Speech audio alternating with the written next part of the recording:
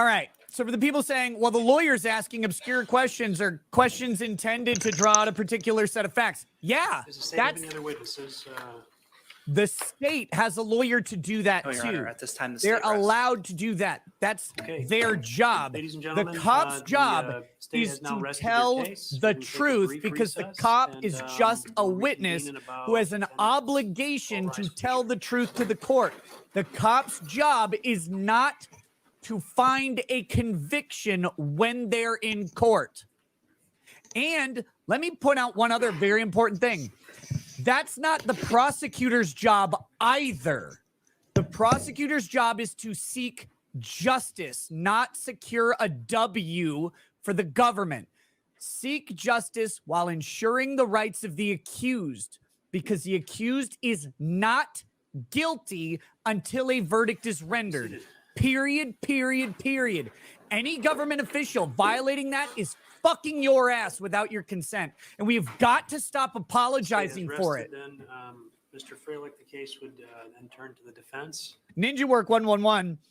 I'm going to read this and we'll address it later. Isn't arguing for the rights of people who are obviously guilty just theater? I don't get why you get so upset about it. Could we not have just thrown Daryl Brooks away without wasting time when he's on film doing it? No, we cannot do that. No. Someone roll up a newspaper and slap the fuck out of you, please, because you're not in the room with me. Be seated. On our next break, we'll discuss it.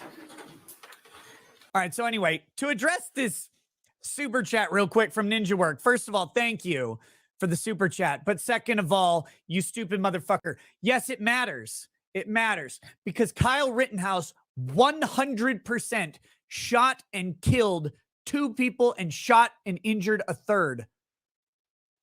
100%. It's on video. He definitely did it. I would say not only that, but he acted with deadly intent on all of them. Well, why do we care about his rights then, right? He did it 100%. Oh, because there's an affirmative defense. The affirmative defense is that he got to come in and say that he acted in self-defense. Now, just because we agree he acted in self-defense and we think it was the right move, did everybody? Did the media? Did your friends? What about your liberal friends? What about your black friends? Did they agree that he acted in self-defense? Kevin Hart, after the verdict, still thought Kyle Rittenhouse shot 3 black men that night. And it was on video. Guilty. Should Daryl Brooks have gotten his chance? Yeah. What if Daryl Brooks was being was drugged against his will? What if Daryl Brooks was being held under duress? Someone's got a gun to his daughter's head or something. I don't know. His best friend's head says, you drive this thing, you go drive through that thing. And he was trying to avoid people. He gets to assert his defense. It may be a lie. He gets to assert his defense. He gets to cross-examine the cops who said they saw him driving that car. He gets to cross-examine the victims' families. Is their story true? Is their story credible? Yes, of course we protect the rights of the guilty. You must protect the rights of the guilty the most. That's why they exist. The innocent don't need rights. I mean, they do. But the innocent need rights because the government will convict the innocent in the absence of those rights. Because the government always exceeds its power. Always, always, always. It is a rule, a fact, a law of nature and government that it will always exceed the authority granted to it and the restrictions placed upon it. Always, always, always. It happens every fucking day. Every day. And people still ask this question. Not only every day, it happens every day in every state, in every city, every day. And people are still like, what? I mean, do we really need to worry about these rights, though? I mean, it's obvious that they're guilty. Why is it obvious? The person telling you it's obvious is the state that is exceeding its authority every day. That it turns out to be obvious later does not justify the state lying in the previous part of it. That's so frustrating that this still goes on now. You have social media. You have guys like Andy No out there on the street showing you this. You have James Veritas, or James O'Keefe from Project Veritas on the street showing you every day overreaches by government, overreaches by corporations who are colluding with government. We have the FBI testifying that for the January 6th defendants, that they lied to the court and used data that they did not have a warrant for, that was collected from FISA, the Foreign Intelligence Surveillance Act, unconstitutionally, and only to be reviewed upon a sufficient warrant on the basis of the Foreign Intelligence Surveillance Act. You can't just get a warrant to review FISA data. You have to get a warrant to review FISA data based on communications relating to a foreign terrorism scheme. It's not so fucking simple as just, well, we have the data, we can just look through it. No, but that's what the FBI did. And they lied to court. They infringed all of their rights, and no one's doing anything about it. Why? Well, because they're obviously guilty. I mean, they went in the building, right? They tried to stop Congress. They tried to change the vote. They tried to change the election. Well, I mean, they obviously did it, right? Well, what about the Whitmer guys? What about the 4 guys of the 15? The 4 guys of the 15 prosecuted in Whitmer. They obviously did it. I mean, who cares that the other 11 were federal agents leading them into it, right? I mean, who cares? They obviously did it. Who cares that it was entrapment by the government who planned a scheme and 4 retards tried to go along with it? Actually, only 2 did, admitted to it, because they're literally sub-room temperature IQ and had no idea how to levy a defense against the government coercing them into a kidnapping plot that they had no intention of carrying out. But who cares? They did it, right? Why should we protect their rights? Why should we protect the rights of people who the government led into crime that they weren't going to do? Just to justify, let's be very clear, Whitmer's executive order, which was also unconstitutional under Michigan law, locking people down during COVID. Do not forget that the Whitmer kidnapping plot was a literal government false flag, verifiably so. Verifiable government false flag to justify COVID lockdowns by raising outrage over a right-wing terrorist plot to kidnap Governor Whitmer. But why should we? Why should we protect the rights of the guilty? Why should we? Why should we do that? I don't know. You're right. Let's just listen to the government. Let's just go ahead and trust them. They never lied to you. They never lie to justify locking you down, shutting down your business. They wouldn't lie about, the possible side effects of vaccines. They wouldn't lie about the categorization of COVID deaths. Oh, but I don't know if you guys caught that. They came out and they had to say it. Well, we probably overclassified COVID deaths to the tunes of hundreds of thousands, maybe even close to 1 million. And if that's what they're admitting, what's the real number?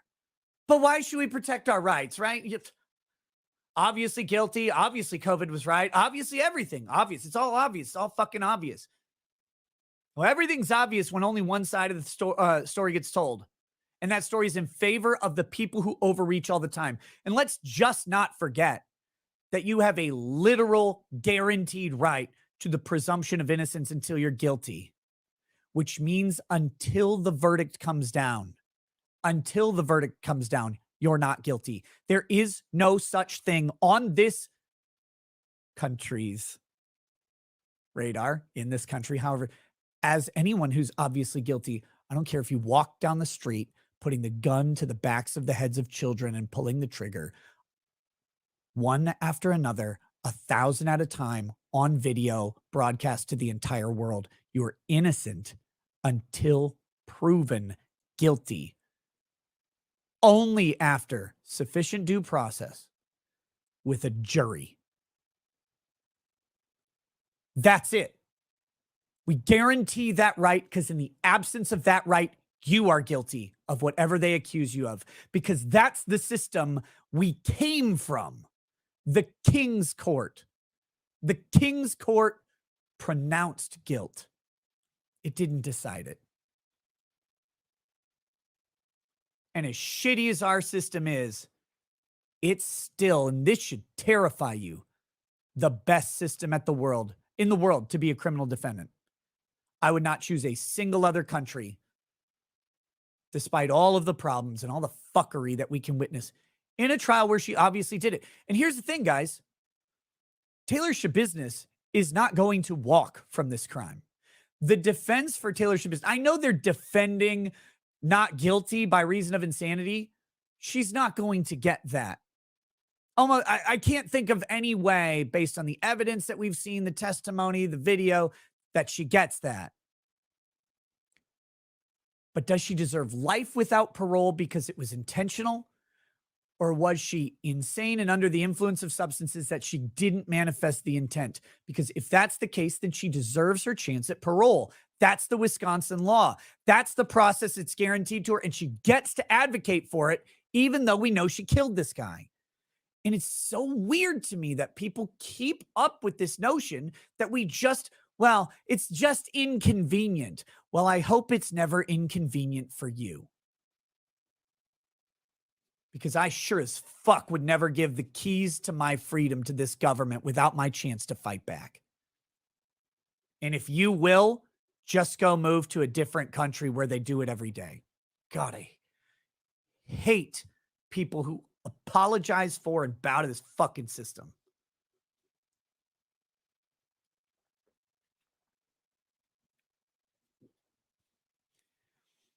Government should be suffered as a necessary infringement on our rights, not given license to run your life.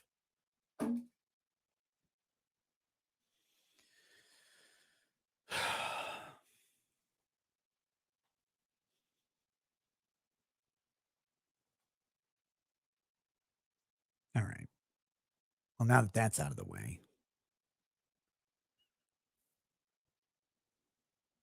TMF Squid says, didn't she tell the cops she got lazy and forgot about the head? Let's be honest, that's normal for women to forget.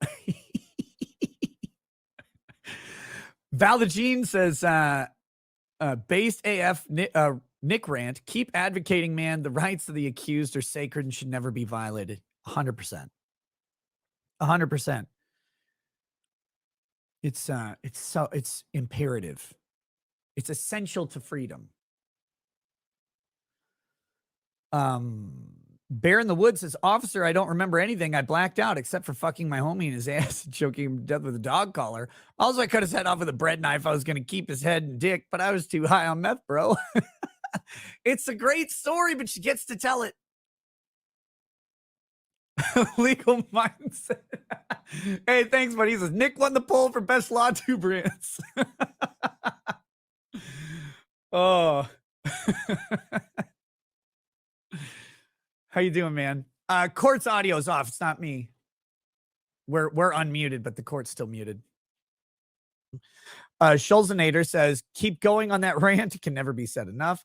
I think Law Nerd Clips said she clipped it. So you can check out Law Nerd Clips for that rant later if you just need a little bit of material.